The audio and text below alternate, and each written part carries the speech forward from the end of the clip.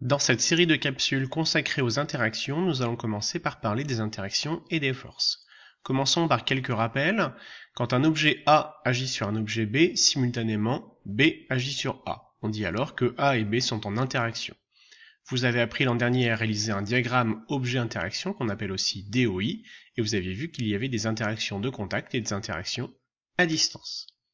Quand un objet A est en interaction avec un objet B, on appelle la force exercée par A sur B la grandeur qui va caractériser l'action de A sur B. La force exercée par A sur B est représentée par un vecteur force que l'on écrira F de A sur B et l'origine est située sur B. Vous avez vu également l'an dernier l'interaction gravitationnelle, dont la loi universelle de gravitation a été énoncée par Isaac Newton. Donc, soit deux objets, A et B, de masse MA et MB, que l'on modélise par leur centre de gravité. Donc en fait, ça revient à les assimiler à un point.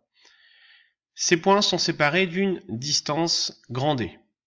On place un vecteur unitaire UAB, c'est-à-dire un vecteur dont la norme vaut 1, et ce vecteur va de A vers B. Et bien la force qu'exerce A sur B est égale à moins G fois MA fois MB divisé par la distance au carré fois ce vecteur unitaire. Par conséquent, la force qu'exerce A sur B est de sens opposé au vecteur unitaire. Donc c'est une force qui est attractive. Inversement, la force qu'exerce B sur A a la même direction mais le sens opposé. Voyons maintenant une autre interaction, l'interaction électrostatique. Elle a été énoncée un siècle plus tard par Charles-Augustin Coulomb. Donc là aussi on va avoir deux objets, A et B, qui eux portent une charge QA et QB. Ils sont distants d'une distance grand D. On place à nouveau le vecteur unitaire UAB.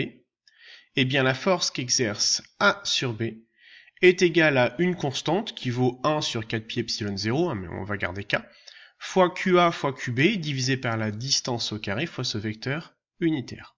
Donc là on a deux cas. Cas numéro 1, QA et QB sont de signes opposés. Par conséquent, la force qu'exerce A sur B est de sens opposé à UAB. Et donc la force qu'exerce B sur A se fait dans l'autre sens. Maintenant, cas numéro 2, QA et QB sont de même signe. Donc à ce moment-là, la force qu'exerce A sur B est de même sens que UAB. Et donc là, on a une force qui est répulsive. De la même manière, donc, F de B sur A est de sens opposé à F de A sur B, et donc on voit qu'on la trace dans l'autre sens. On va pouvoir faire une analogie entre ces deux interactions. Tout d'abord, on voit que les deux expressions ont la même forme mathématique. La première utilise les masses, la deuxième utilise les charges, mais autrement on retrouve la même construction. Elles ont une portée infinie. Alors évidemment, plus la distance sera grande, plus la force sera faible, mais il n'y a pas de limite si vous voulez. Et on voit qu'elle varie proportionnellement à l'inverse de la distance au carré, séparant les deux objets. On a un coefficient de proportionnalité avec 1 sur d au carré. Donc en résumé, vous devez être capable d'utiliser les expressions vectorielles de la force gravitationnelle et de la force électrostatique. Il faut savoir également citer donc l'analogie entre la loi de Coulomb et la loi d'interaction gravitationnelle. À bientôt pour la suite de cette série de capsules.